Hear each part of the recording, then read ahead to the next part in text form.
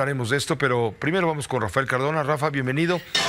Nueva secretaria de Gobernación, millennial, 35 años, la mujer más joven en ese cargo que implica el trabajo de la política interior del régimen del presidente de la República, pues. Pues sí, Pepe, muy buenas noches para todos.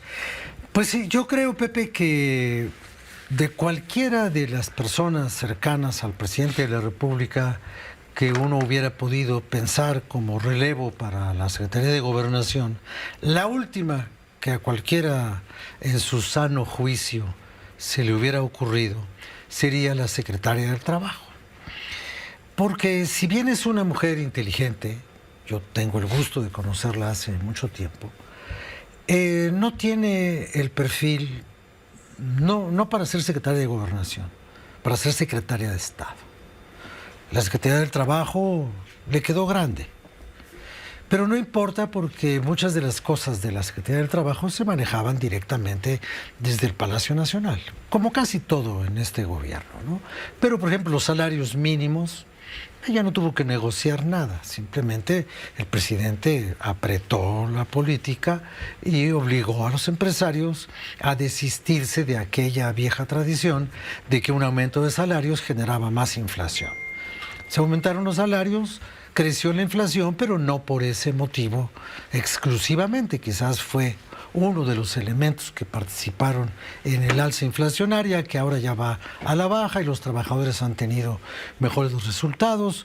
Ahora los trabajadores tienen más días de vacaciones, se bajaron en algunos sindicatos las fechas para las jubilaciones, en fin, cosas que se hicieron y que ella realmente pues simplemente les puso el moñito, la cajita del regalo y las entregó a la sociedad. Pero lo que sí me parece que es un acto, pues, un poco aventurado por parte del presidente, es darle a una persona sin experiencia política. No podemos adjudicarle experiencia política a alguien que participó en negociaciones obrero-patronales con el guión en la mano y que estuvo en las negociaciones del tratado comercial con Estados Unidos y México, pues también de la mano de los negociadores del tratado. Y ella solamente fue, pues, como testigo. Entonces fue diputada federal. Como diputada federal tenía discursos, intervenciones interesantes en las que únicamente defendía al señor Andrés Manuel López Obrador, candidato, etcétera, bla, bla, bla, bla, bla. Entonces ha sido una mujer formada en la disciplina del López Obradorismo, no tiene demasiado caso hablar de sus nexos familiares, pero su mamá fue la contralora de Andrés Manuel cuando era jefe de gobierno, y su papá pues es un importante abogado laboral, pues que seguramente algún día le debe haber dado algún consejo. Quizás no lo siguió porque, por ejemplo, la huelga más absurda la de Notimex pues, nunca la pudo resolver, de ninguna manera, ¿no? Entonces, ella llega a una posición que evidentemente le queda grande, muy grande, pero en una secretaría que se achicó, y a una achicada le ha quedado grande a todos. A todos. ¿Por qué? Pues porque durante mucho tiempo lo tuvo la señora Olga Sánchez Cordero, cuyo desempeño fue tan bueno que la regresaron al Senado. Después lo tuvo el señor Adán Augusto, que estuvo demasiado tiempo dedicado a otras cosas, el Senado, el gobierno de Tabasco y la preparación de su campaña. Entonces, su gestión como secretario de Gobernación fue preparar su plataforma para lanzarse a lo que ya se lanzó. Y bueno, Alejandro Encinas, que pues es Alejandro Encinas, ¿no? 48 horas encargado del despacho, sin saber ni siquiera cómo se abría la puerta. Porque la puerta del despacho de Gobernación no se abre si no sabes cómo se abre. Tiene un botón especial para abrirla. Complementando lo que tú comentabas el viernes aquí en este espacio, ¿sí? En tu espacio, decías, encargado del despacho de la Secretaría de Gobernación sería eventualmente, en caso necesario, indeseable desde luego, pero sería el encargado del despacho de la Presidencia de la República, no. En caso de la falta de, porque así lo establece la ley, en caso de la falta del presidente de la República por cualquier razón de enfermedad, en fin. ya ha ocurrido un par de sustos al presidente con su salud. Bueno, ahora la encargada de quedarse en la presidencia de la República en el caso de una ausencia o de falta del presidente de la República sería Luisa María Alcalde. Sí, ahora sí, con todas las leyes. Nunca hubiera sido Alejandro Encinas porque no era secretario de Gobernación, era encargado del despacho, o sea, no era nada. Era un señor que le dijeron, ahí te encargo, nada más, ahí te encargo, ¿eh? Bueno, le encargaron y de pronto apareció la joven maravilla y ella es secretaria de Gobernación. Entonces ella por ley puede asumir temporalmente las funciones del presidente en ausencia. Cosa que todos deseamos, primero porque no deseamos que le ocurra nada malo a nuestro presidente. Queremos que le ocurran puras cosas buenas. Bueno, hay a quien no piensa como tú, por ejemplo, Francisco Céspedes. Bueno, pero él es un cantante. ¿Qué tal? Él es un ¿Cómo va la cantante. vida? ¿Cómo va la vida en Hermosillo? Estaba a punto de dar un concierto, de ofrecer un concierto, y bueno, criticó al presidente de la República, lo cual ya se volvió también deporte nacional en ciertos sectores de la sociedad. Y lo criticó por haber invitado hace 2 años al líder cubano Miguel Díaz-Canel en un 15 de septiembre, etcétera, etcétera.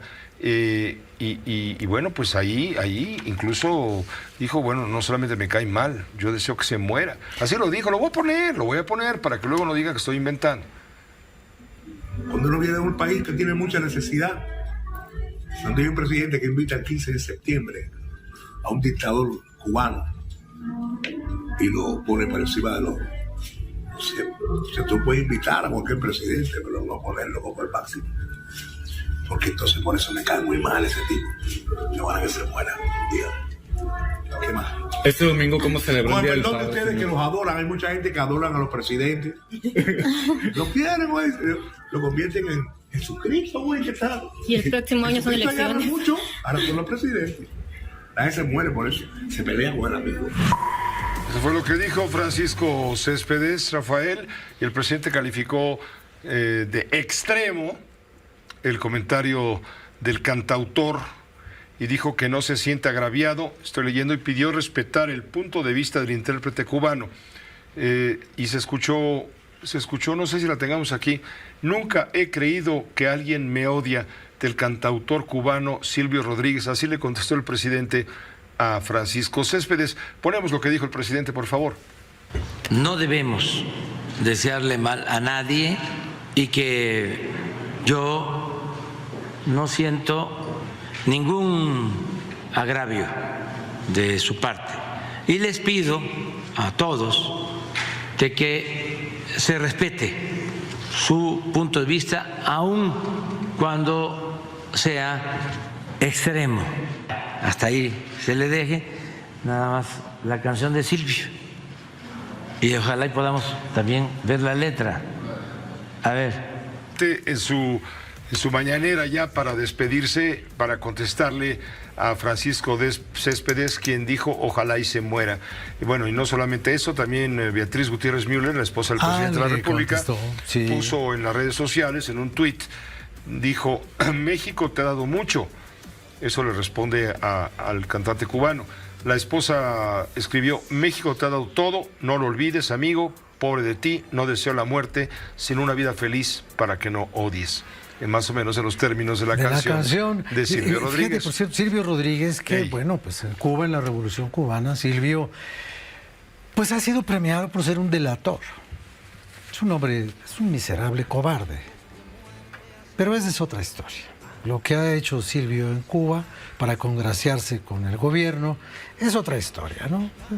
Los que les gusta, pues que se queden con su música, si esa es la música que los llena y que les alimenta el espíritu.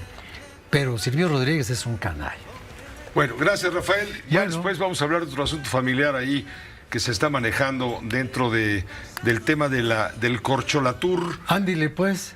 Ándile pues. Ándile pues, al rato Ándile hablamos pues. de ándile pues. Sí, vamos a hablar de eso porque, híjole, qué barbaridad. Cáeme bien, ¿no? Bueno, pues yo creo que... Queda bien conmigo, ¿no? Mira, Queda bien. yo creo que es la peor manera. Bueno, déjame explicar. De una vez lo adelanto. El señor Ebrard está diciendo que él va a llevar en su gabinete cuando sea presidente de la República, gracias a su triunfo electoral con Morena, va a llevar en su gabinete Andy López Beltrán, el hijo de Andrés Manuel López Obrador. ¿Por qué? Porque él va a ser el secretario de la Secretaría de la Cuarta Transformación. De ese tamaño la platicamos luego. Pues sí, primero, no que el señor Ebrard no andaba en campaña, no que era un comité para la defensa de la 4T y ya está haciendo hasta un gabinete. Vale. Bueno, pues, gracias. Está bien. Que te vaya bien. Vamos Gracias, a hablar Pepe. con el Buenas tema noches. proceso. Gracias, Rafael Cardona Sucristal. Haz una pausa, volvemos enseguida. Esta fue una producción de Grupo Fórmula. Encuentra más contenido como este en radioformula.mx.